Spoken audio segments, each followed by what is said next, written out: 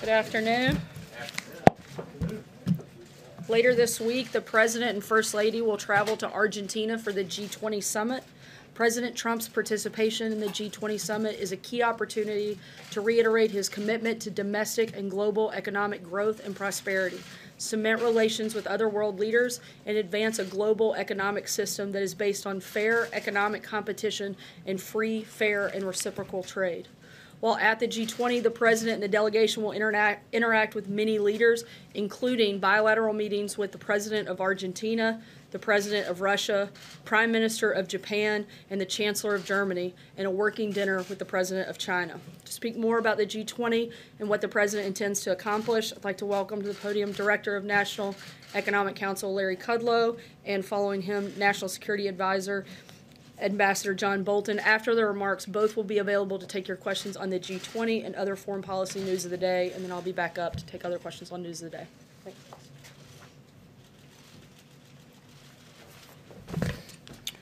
Thank you, Sarah. Thanks, everybody.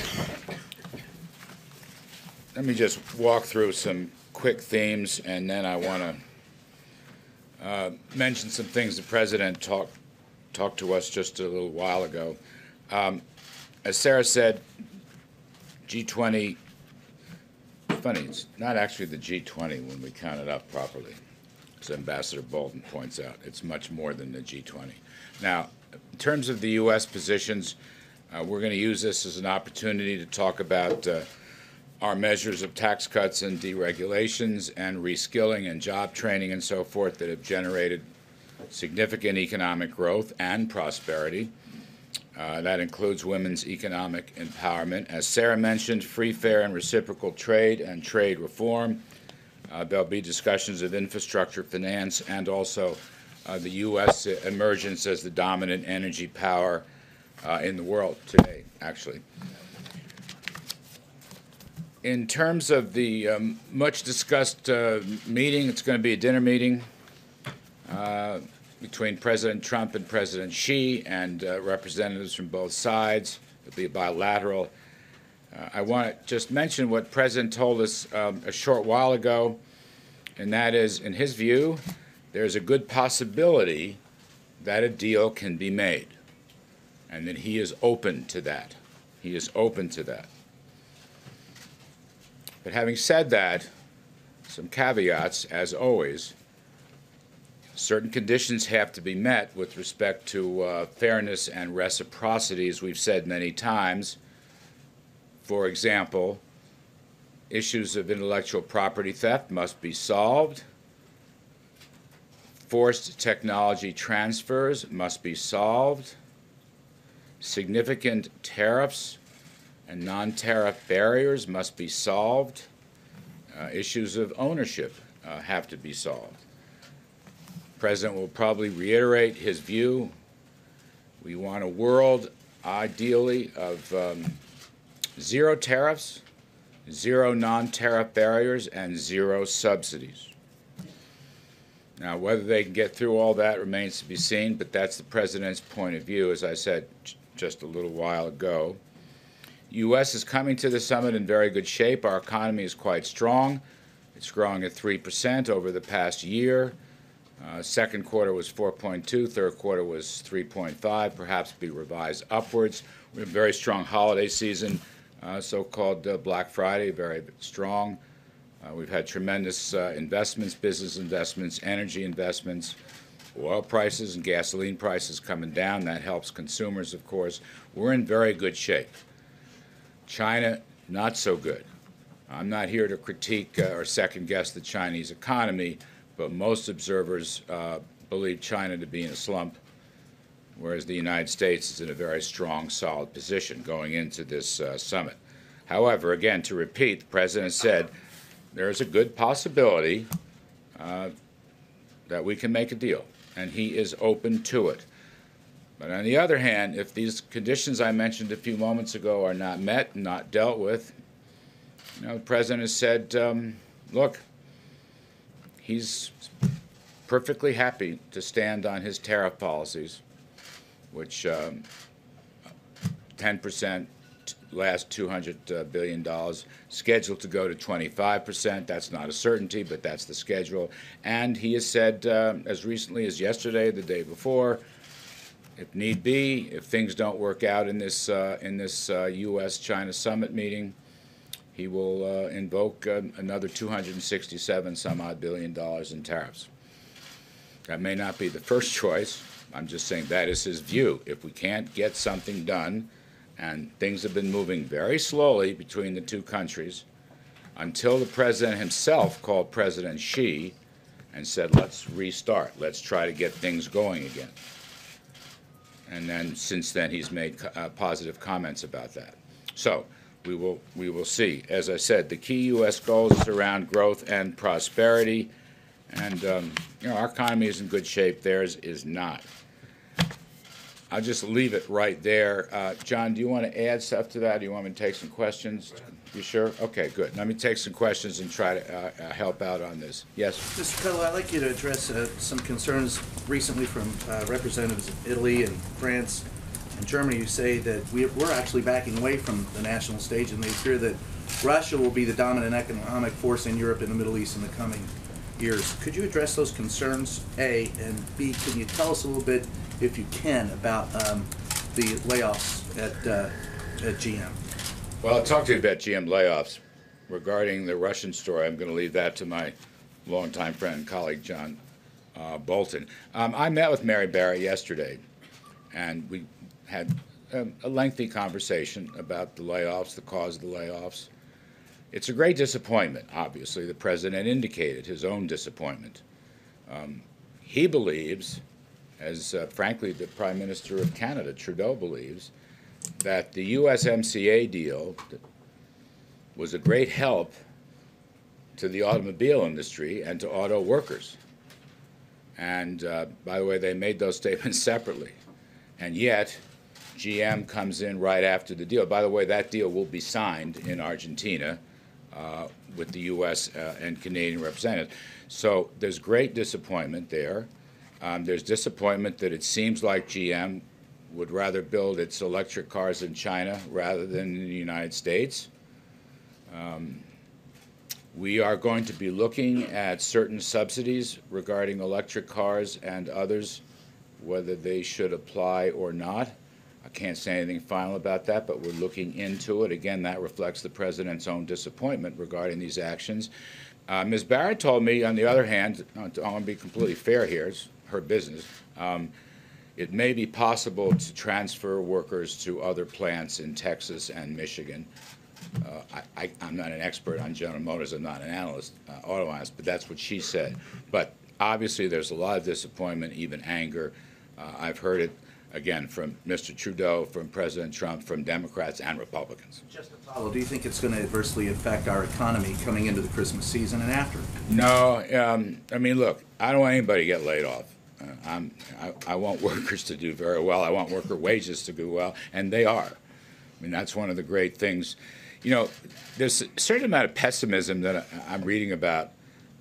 Maybe it has to do with really a mild stock market correction.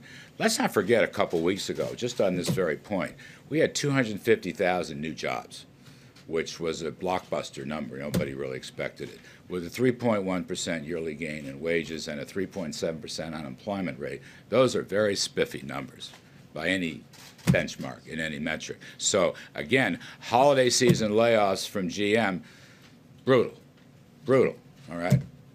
Very disappointing. Will it affect the overall economy? I don't think so. I do not think so. Yes?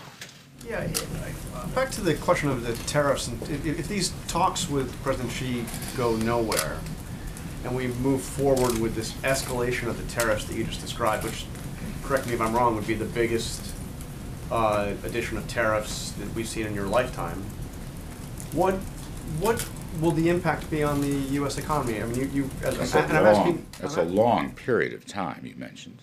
My lifetime. But you've been a committed free trader for almost all of those years. Yeah. So what will be the impact on the U.S. economy if we see tariffs go up to the degree that you just described? You know, we'll see what happens, okay? I don't want to presuppose anything president's going to make up his mind after the meeting. But I will say this. Our economy is in very good shape right now.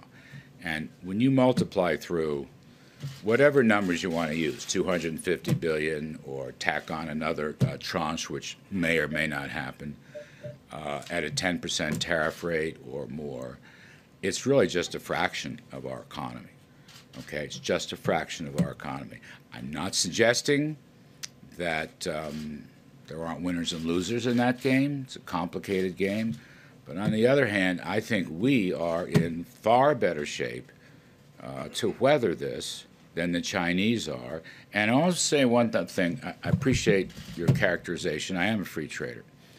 But you have to ask yourself, this is what President Trump has been talking about, is it free trade when there's clear evidence of unfair and WTO illegal trading practices by China for several decades? Is that fair? Is that free? Is it free when intellectual property theft occurs, or when Chinese ownership of American companies force transference of technology from American companies to the Chinese companies? Is that fair? Or high tariffs on agriculture and industrial supplies? Is that fair? So President Trump is the first president in, I don't know, at least 20 years, and I'm including Democrats and Republicans, who not only has made this case, but continues to make this case forcefully and to take actions to defend American workers and our overall economy. Other presidents in both parties have raised the issue and then walked away from it. And President Trump obviously doesn't intend to. You know, this is under the heading, I think, for him of promises made, promises kept. It's something he's talked about for several years, and he now continues. If China will come to the table, or in this case, the dinner table, with some new ideas and some new attitudes and some new cooperation, as the president said, there's a good possibility they can make a deal. He's open to it. So nothing is written in cement or stone. But again, for a free trader, where's the free trade? And for several months now, since I've been here, President and I have talked about this. We'd love to see a world of zero tariffs and zero non-tariff barriers and zero subsidies. We'd love to see that world. But unfortunately, we don't have that world, particularly with respect to China, but not only China. And so he's taking actions that he thinks will get us closer to that world. Let me go around. Yes, please. Thanks. Just another GM question. When the president said yesterday they better damn well open a new plant there very quickly, was he just venting his frustration, or does he have some consequences in mind if they don't? I'm going to leave that to him. You may find additional announcements coming on that topic. Some more. Let me go in the back. Yes, ma'am. I wanted to ask you about what Ambassador Shui Tiankai said recently to the Who? Wall Street Journal. Ambassador Shui Tiankai, the Chinese ambassador Yes. To the United States. His thought was that there would be a real risk to the global markets if there wasn't a deal, that they could become fragmented as well. How big are the stakes if you can't reach a deal? Look, the ambassador makes a point. Now, if he would do his part, or his government would do their part, then we can all make a much better point. That's what President Trump is saying. I mean, I'll read you the quote again. There's a good possibility we can make a deal, and he's open to it. But certain conditions, have to be met. Certain things have to be changed. And the president, again, in the spirit of promises made, promises kept, is going to defend, the interests of American workers and ranchers and small businesses and the economy writ large. Let me just add one other point to this. The rest of the world agrees with us. I mean, we signed at the UN, for example, a trilateral agreement with the EU, the United States, and Japan. Worth looking at that document, which outlines, what they call non-market abuses, re China. Just recently, before the Shanghai conference, where President Xi was to give an important speech, I'm not sure there was much new there, but in any case, just before that conference, with no prodding from the USA, the ambassadors, the French and German ambassadors to China, wrote a very tough piece going after, again, non-market, unfair, non-reciprocal trading practices. There is broad-based support for the American position here, which is China should change its practices and come into the community of responsible trading nations. They can do that, right? They're a major economy right now. It's not like they were 25 or 30 years ago. We would welcome it. The president has said he's happy to make a deal, but they have to take certain actions and give certain assurances. So, you know.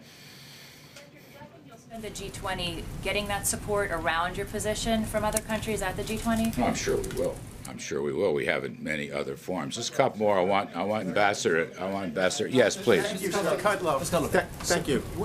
Yes, he was talking to me. Tariffs are, in effect, a tax on imported products that are paid for by the consumer.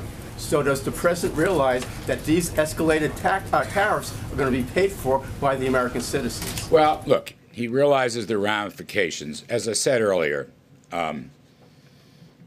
given the strength of our economy, given the size of our economy, we are in position to deal with this and handle this very well.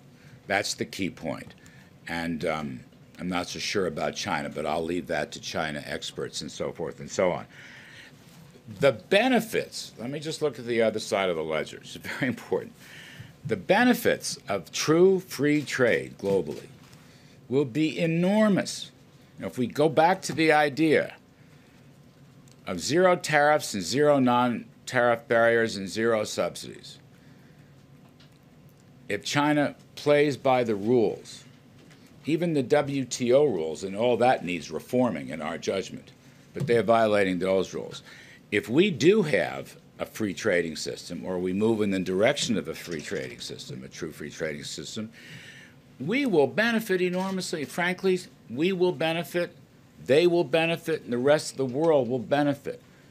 You know, free trade throws off enormous benefits when it's done properly in consistency and in a reciprocal manner. That's the key point the President emphasizes. He's absolutely right. So, you know, I think of it as possibly a long rainbow here. At the end of that rainbow is a pot of gold. You open up that pot and you have prosperity for the rest of the world. But you got to get through that long rainbow. We're not there yet. We can get there. The President is reaching out. But we'll see how that works. Sir? Yes, go ahead. I'm sorry. Yes, go ahead. Thank you, sir. Earlier, you mentioned low oil and gas prices as evidence that the president's economic policy is working. You mentioned the U.S. becoming the global dominant energy player.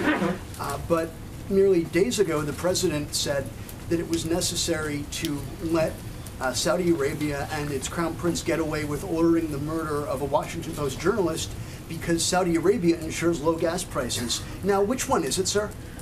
I'm going to let Ambassador Bolton handle that question. I'm trying so hard to swim in my own lane, and I think John will help out with that whole discussion. He's sitting there much too calmly and quietly, so I want to get him up here. We've known each other a very long time. You're on, John. Well, I'm delighted to be here. I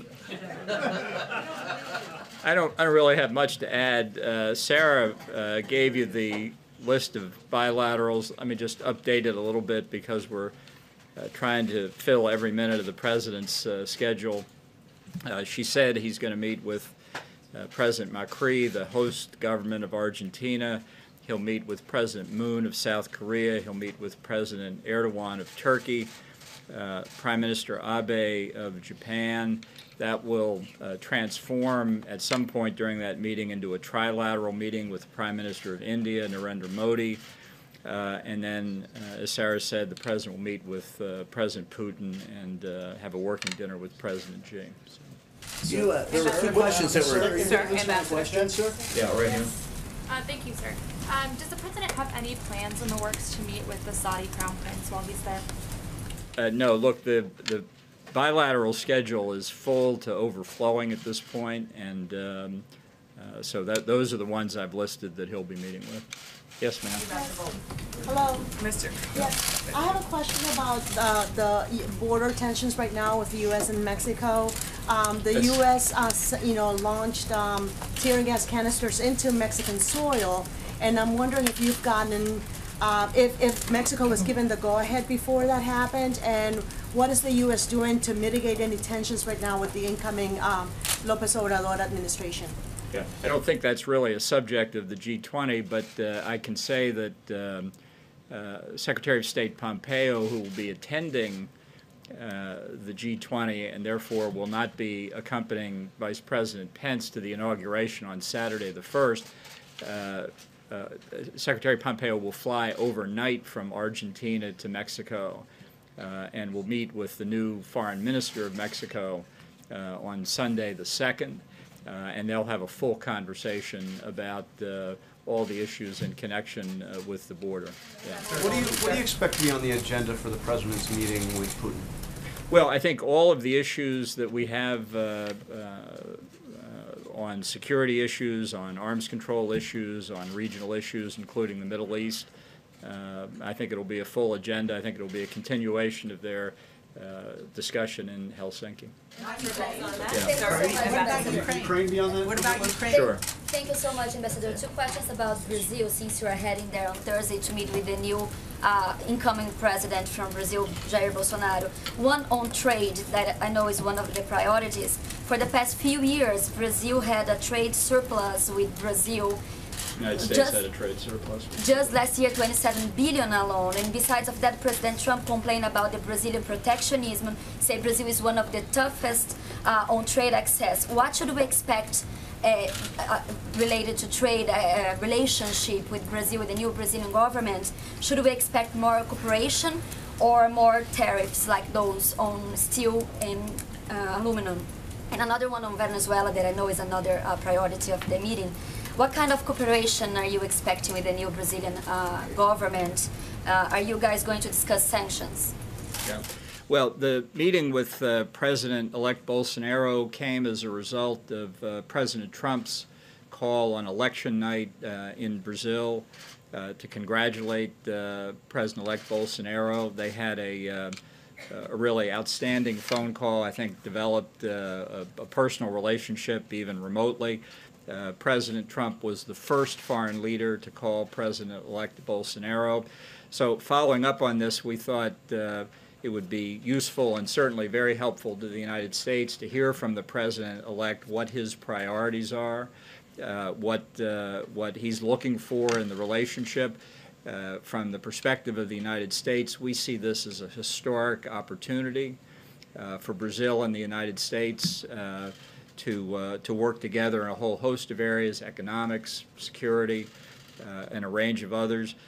So I'm really looking forward to hearing what the President-elect's priorities are, try and respond to him, try and tell him a little bit about what President Trump's views are, and hopefully when President-elect Bolsonaro is inaugurated on January the 1st, that the two leaders can really get off to a running start. So I'm just really there to prepare the ground for them. Ambassador Bolton, you tweeted earlier today about a case involving an American family that's being held in China. Is the president? Have you talked to the president about this case? What is he? If so, what has he told you? And will he bring this up directly at his meeting with Xi Jinping and expect the family to be allowed to leave before any trade deal is done? Well, I've discussed the question of American hostages and people wrongfully held with him on a whole range of subjects. I don't want to get into what his reaction was because I don't think those conversations should be public. But this is a matter of real concern to us, and I think given that the range of issues that President Xi and President Trump will be covering, it's entirely possible that that would come up. Yeah. Thank you. Back to that meeting with President Putin and President Trump. Will President Trump condemn Russia's aggression in Ukraine Does the U.S. consider it an act of war? And has he spoken with either Putin or Poroshenko about what happened? Look, Ambassador Haley, in the very estimable position of UN ambassador, spoke for the United States yesterday at the Security Council, and we're going to stand on that statement. Ambassador Bolton, I just had a question about, you mentioned the bilat with the Turkish leader. They've been very critical of the U.S. position back in Saudi Arabia with respect to the killing of Jamal Khashoggi. Are you concerned that that will affect the relations with the U.S. ally? And I wanted to follow up that audio intelligence of the killing of Jamal Khashoggi. Have you heard that tape? And does it conclusively point to the Crown Prince as ordering the killing of Jamal Khashoggi? And one final one. The briefing. I'm supposed to remember all these? I'll prompt you. Thank you. And finally, is it true the White House is blocking Gina Haspel from speaking to senators about that audio intelligence on Wednesday? So let me take the question of the tape first. No, I haven't listened to it. And I guess I should ask you, why do you think I should? What do you think I'll learn from it? Well, you're the National Security Advisor. You might have access to that sort of intelligence. Yeah. How many in this room speak Arabic? You have access to an interpreter? Well, you want me to listen to it? What am I going to learn from? I mean, if they were speaking Korean, I wouldn't learn any more from it either. The interpreter would be able to tell you what's going on. Then I can read a transcript too. Okay, so you don't think it's important to hear that as a National Security Advisor? I'm just trying to make the point that everybody who says, why don't you listen to the tape, unless you speak Arabic, what are you going to get from it? The president? Really? The president has spoken to our position on this issue. He's spoken very clearly, and that is our position. Now, tell me the other questions. Gina Haspel from sharing information with members of Congress. Go back here in the back. Mr. Bolton, could you go back to the man in the back? Okay, so the Argentinian authority captured 2 Hezbollah suspects last week. And Brazil probably is going to follow the American footsteps and blacklist Hezbollah also on terrorist list. And also Hezbollah is replying for the sanctions, the last sanctions, by blocking the formation of the new government. It's a quotation from Saad al-Hariri. So how will you put all this together? Is it going to be discussed in the G20 summit, Iran and Hezbollah influence in the region? Well, I expect in the bilateral meetings, depending on the country, that there will be substantial conversation about counterterrorism efforts where we participate together. That's certainly something that may well come up in Brazil with President-elect Bolsonaro, and I think it's one of President Trump's biggest priorities to extend cooperation against terrorism, whether it's Hezbollah or Hamas or others. So entirely likely it could be a subject. Yes, ma'am. Ambassador, going back to the Khashoggi issue, being informed about an issue is part of, I guess, what is in the scope of national security. We try to be. Right, okay. But in the midst of it, why not, I'm going to go back to that question again, sir. Why not get a translator to understand, to hear what happened? You could find out a little bit more than what they've told you by listening. People who speak Arabic have listened to the tape, and they have given us the substance of what's in it. And you trust those who've given you... I don't speak Arabic. I know, but a translator, you could hear the emotion, and a translator could help you understand what happened at that time to relate to the President of the United States and to convey to the world what happened. I'm very satisfied that we know what the tape picked up, and it was factored into the President's decision, and he's announced his position very clearly. Mr. Ambassador, as economic security, as national security, I think this should be in your lane. I was going to defer to Larry, but it's... Let me see if I can keep it in your lane if I could. The talks with China have been marked with intransigence and disappointment. Larry was talking about that at length this morning. This idea of some sense of optimism going into this Saturday night dinner with Xi, is it based on any notion that Xi is going to suddenly say, you know, this idea of intellectual property theft and forced technology transfer, protectionist tariffs? I don't know what we were thinking. It was a bad idea. Let's level the playing field and start anew. Well, I think President Trump has developed a very positive relationship with President Xi. They've met, they've spoken over the phone. Obviously, both leaders carry into any discussion like this their national interest, and I think it's instructive, and I think the Chinese side believes the same thing, to have the two leaders exchange their views in the presence of their senior advisors. and not with the expectation that at this meeting there'll be some substantial agreement coming out of it, but that there would be an indication, a kind of way ahead that the advisors could then pursue. And I see Sarah is so eager to be here to answer your questions. Mr. Fellow deferred. I was going to give him one more, but... Mr. Fellow deferred a question to him. Could he answer the question that was deferred to him, please? Mr. Bolton. Bolton. I think he's already gone. As you know, the new president of Mexico will be inaugurated on Saturday to represent the United States in Mexico City. President Trump has asked the Vice President, Mike Pence, to lead a delegation that will include the Second Lady of the United States, Karen Pence, Secretary of Energy, Rick Perry, Secretary of Homeland Security, Kirstjen Nielsen, Advisor to the President, Ivanka Trump, United States Embassy, Mexico City diplomat John Kramer, and Assistant Secretary of State Kimberly Breyer. Lastly, this morning we learned the sad news that 3 U.S. service members were killed and 3 wounded when an explosive device detonated in Afghanistan. The wounded service members were evacuated and are receiving medical care. We extend our thoughts and prayers to the loved ones of those killed and to those recovering. The United States is grateful for their service and forever in debt of their sacrifice. With that, I'll take your questions. Justin. Sarah, The Guardian's reporting today that Paul Manafort met with Julian Assange around the time that he was coming on board to the Trump campaign. I'm wondering if you know if that meeting took place and if you remain confident in the White House's repeated denials that no campaign officials were involved in discussions about the plans to release John Podesta's emails. Certainly remain confident in the White House's assertion that the president was involved in no wrongdoing, was not part of any collusion. The things that have to do with Mr. Manafort, I would refer you to his attorneys to address that. Sarah, given that the president said this morning that Robert Mueller is ruining people's lives, is he considering a pardon for Paul Manafort or for others who were prosecuted, have been prosecuted? I'm not aware of any conversations for anyone's pardon involving this process at all. And if I can follow up, he also said this morning that Mueller is doing tremendous damage to the criminal justice system. If that's true, is he considering picking up the phone, calling his acting attorney general, and saying, fire Robert Mueller? Look, I think that the president has had Robert Mueller doing his job for the last 2 years, and he could have taken action at any point, and he hasn't. So we'll let that speak for itself. He has no intent to do anything. See? Thanks, Sarah. Over the weekend, we saw some powerful images of children as well as adults who were affected by tear gas fired by U.S. officers along the U.S.-Mexico border. We've heard the president talk about that at length yesterday, but one thing we did not hear from him was any expression really of regret that there were children caught up in this. So I was wondering, does the White House regret the fact that children were affected by tear gas and that this situation took place, and is there an investigation underway to prevent this from happening again? Certainly, the White House would never want children to be in harm's way in any capacity whatsoever. However, that is why we are continuing to encourage people to follow the law and go to ports of entry.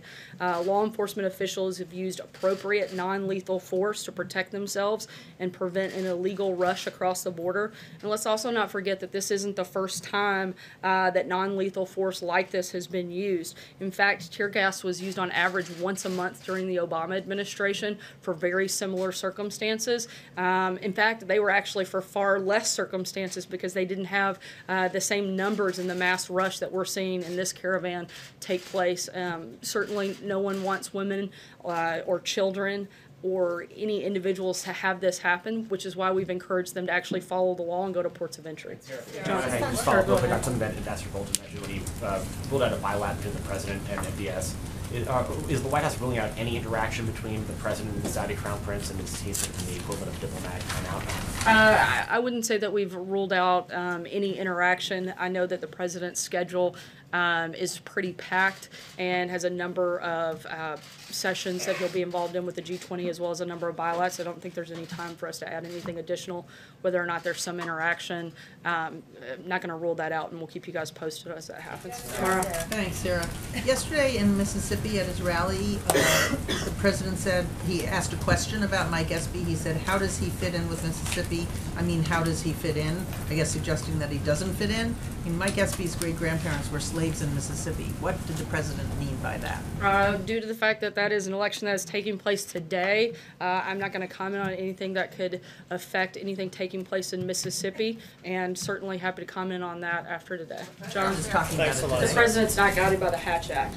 John, go ahead. Thanks a lot, Sarah. Does the administration have a position on the government of Ecuador continuing to provide asylum to Julian Assange at its embassy in London? I'm not aware of anything official. I'd have to get back to you. Just one more on that, if I may, Sarah.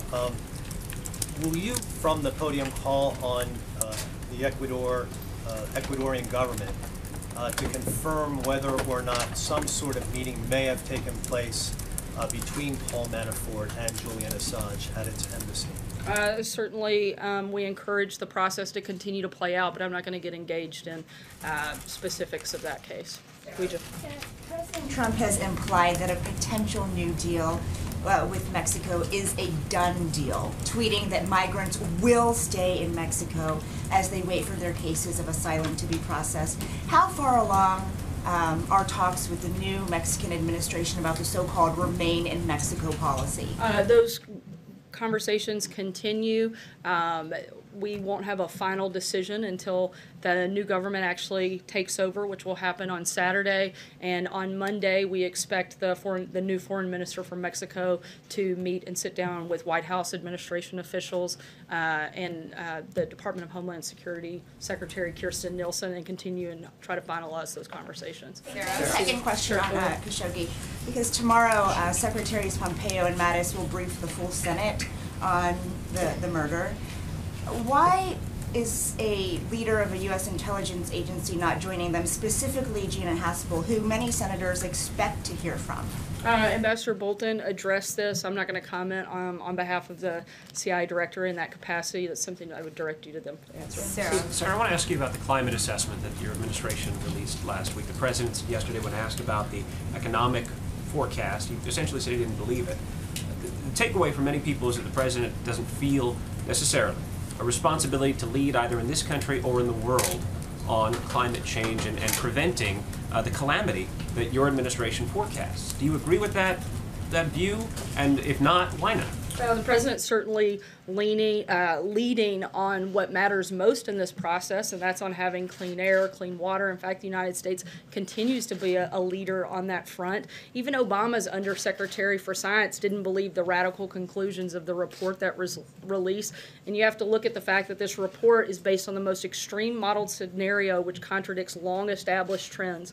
Modeling the climate is an extremely complicated science that is never exact. The biggest thing that we can do is focus on how to make sure we have the cleanest air, the cleanest water, and the president is certainly doing that and certainly leading on that front. How is he doing that? I mean, the president's about to go to Buenos Aires and meet with all the leaders of the world's industrialized nations and developing nations as well. Isn't this a great opportunity for him to sit at the table and say, folks, this is what my administration just reported. This is the time that we all have to act in concert to prevent what my administration is forecasting? Once again, we think that this is the most extreme version, and it's not based on facts. It's not data-driven. We'd like to see something that is more data-driven. It's based on modeling, which is extremely hard to do when you're talking about the climate. Again, our focus is on making sure we have the safest, cleanest air and water, and the president's going to do exactly that. April. Sarah, I want to go back to GM. President Trump, early on in January 2017, met with the big three automakers, and he said he wanted to make the U.S. a more attractive place for companies to manufacture products by lowering taxes and business regulations. What does this move, this action by GM say? Certainly, it's disappointing to see that GM decided to lay off these workers. The president's been extremely committed to bringing manufacturing jobs back to the United States, which is why since he took office, we've seen 400,000 new manufacturing jobs created in the United States. It's because of his policies that we've seen that grow. This is not about the president. It's about the fact that they're making a car, frankly, that people don't want to buy. And hopefully they will make adjustments and make changes and bring those workers back. Jim? Sarah, getting back to Paul Manafort and the special counsel's office saying that he's violating the terms of this plea agreement by lying to investigators, would the president recommend that Mr. Manafort begin to cooperate, offer full cooperation to the special counsel's office? we can only speak to what our role is in that process, and not only has the president but the entire administration has been fully cooperative with the special counsel's office, providing hours and hours of sit-downs as well as over 4 million pages in documents. We continue to be cooperative, but we also know that there was no collusion, and we're ready for this to wrap up. And if I could ask a follow-up, the president doesn't believe the warnings in the climate report. The president doesn't believe the CIA when it comes to Jamal Khashoggi. The president doesn't believe the intelligence community when it comes to Russia meddling.